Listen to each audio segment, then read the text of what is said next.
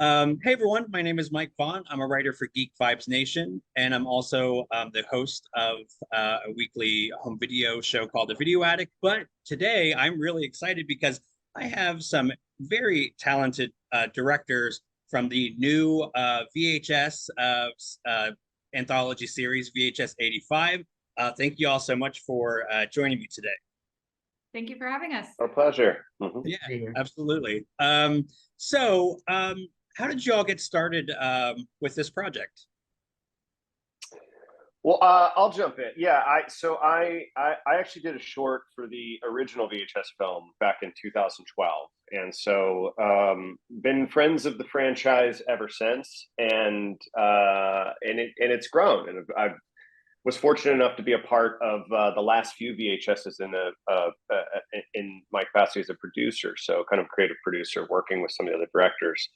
And so when we came up on this one, this is VHS 85. It's the sixth installment in the franchise. I was just really excited to jump back into it and kind of go back to that style of filmmaking that it's been about 10 years since I did a found footage short. And it's unique in its challenges, and there's a lot less friction with these shorts as compared to features. A lot of the work that we find ourselves fortunate to do in other arenas, and so there's something purified about this process that I kind of wanted to get back to. So yeah, I was on it from the beginning, and I'll let each of them talk about their experiences. Mike, your story is so beautiful. I love your story. All right, here we go. Sorry, I lost my voice last night. We were partying. We were partying. Was insane. We gotta stop having movie premieres before press day. Yeah, this was an experience that, again, it kind of came out of the blue. I wasn't sure after Wrong Turn what my next thing was going to be, and you work on stuff, you're developing stuff, and then in my case, I got a call from Josh Goldblum, who I had met through Cinepocalypse when I premiered The Domestics back in 2018 in Chicago. And we had stayed in touch, and years went by, and then he reached out again, and I was like, oh, I wonder what this is about. He's like, Mike, you got time for a call? And I was like, yeah, let's do it. And if you know Josh, he's the sweetest guy, and he gets on. He's like, yo, bro, like, we got another VHS coming, and we want to see, like, are you interested? And I was like, oh my God, absolutely, I'm interested. Like, I mean, I think, it's funny, like, hearing David talk about how, I mean, he literally has like one of the first segments in the first movie, and then which we're all familiar with, and then all the other movies, and then the history behind them, and then being asked to do one is pretty amazing. And so Josh was like, look, we're looking for ideas, shoots them over, and we'll talk. And that's kind of how the ball got rolling. I shot over a couple ideas, and Josh and David and Brad really responded to two of them. And I remember getting the call back from Josh saying, pick which one you want to do. And I was like, you gotta be kidding me, dude. Like, this is not real life right now, because you don't get to pick things when you do this kind of thing. You're not given choices. You're like, no, you do that. And that was really exciting. And so I got to pick and go after, write and direct this short that I'd had on my computer for 3 years, that nobody I shouldn't say no, everybody said was too weird. This isn't gonna work. Just keep it down. You know what I mean? And I'll never forget one of my managers at the time, Britton Rizzio, calling me up and saying, Mike, I know people think this is weird. Don't let it go. Just always keep it in the back of your mind, because she goes, there's something here. And so it was very clear, like, when given the option, yeah, that's the one I'm going to do. And here we are. It's in the movie, and it still blows my mind that we got to hear with it. So it's amazing. And again, I'm truly thankful for that experience, because wow, like, they gave it a chance. Yeah, don't keep those files on your computer. Is the Yes. Yeah, I think I obviously VHS I think is such a that's like kind of, I always joke, it's like, yeah, you're a horror fan, you like Nightmare on Elm Street, whatever. Have you seen have you seen VHS movies? You know, it's kind of like, it's sort of, they're a bit of a deep cut thing, and it was one of like I remember watching the first ones, and sort of being like, oh, cool, look, these guys all like, these are big filmmakers whose work I'm familiar with on the, you know, in a big context. Look at them doing these little stories and being so creative. So it had always stuck in my head as like, oh, it's a really kind of cool, interesting, like little raw, unfiltered look at these filmmakers' psyches. But yeah, my involvement was I had released a movie with Shudder called Lucky, and had a good experience with that. And I think the conversation just kind of kept going. And then 94 and 99. And eventually it just sort of opened up to, do you have any ideas? Is this something that you would have something to contribute? And so the writer, Zoe Cooper, and I sort of pitched an idea that we had floating in our heads for a long time, but never quite nailed down. And once it got landed into the context of 1985, a lot of sort of exciting things started popping up with the story. So we just sort of kept digging at it and uncovering, and the producers liked it, and we did it.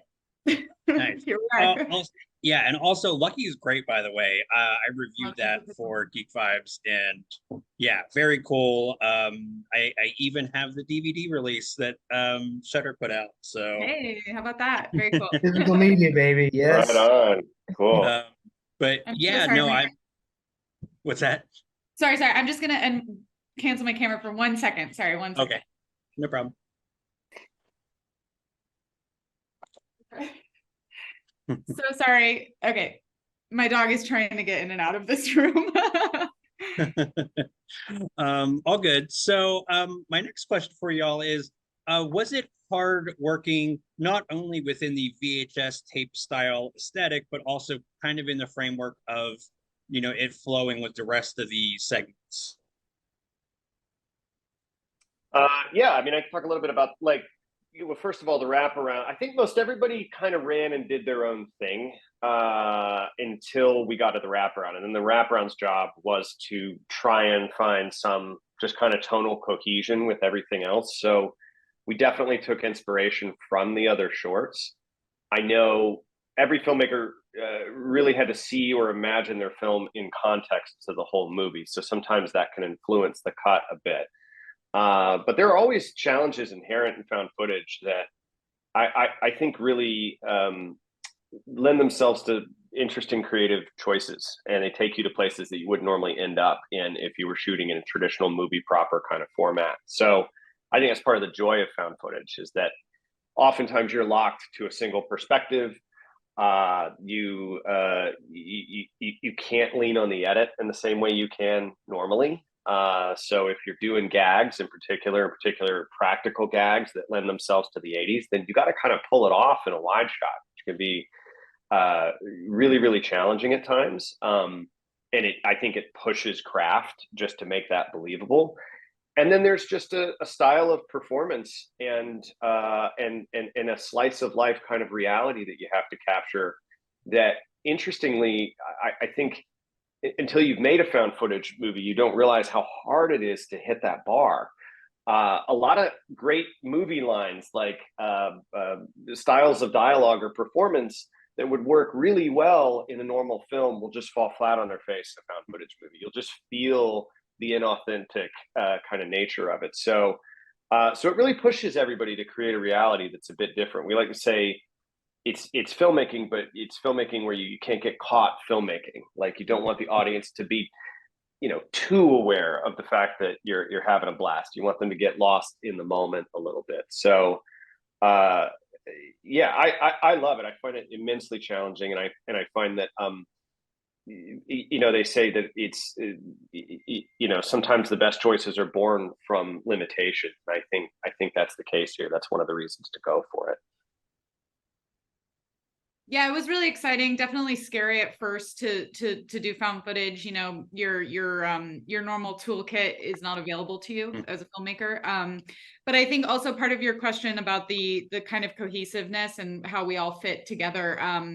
I think there was just something in the air. It's so interesting. I mean, obviously Dave's wraparound and the way he sort of put everything together and just the grit of it, it makes it intentionally cohesive, but there was also an unintentional thing that was happening with all of the filmmakers. I don't know if it's because we all heard 80s and we all like ran in the opposite direction of what what most, you know, 80s in 2020s looks like. But I think we were all sort of grappling with very heavy concepts, but treating it, I think, with a very wink, like a dry humor wink that really lends itself to each other's pieces. So this, as the puzzle sort of started coming together, personally, I found it very exciting to see sort of all the yeah, just the cohesion, the thematic similarities, sort of like the stuff that we were all sort of running towards and what we were running away from with each of the pieces.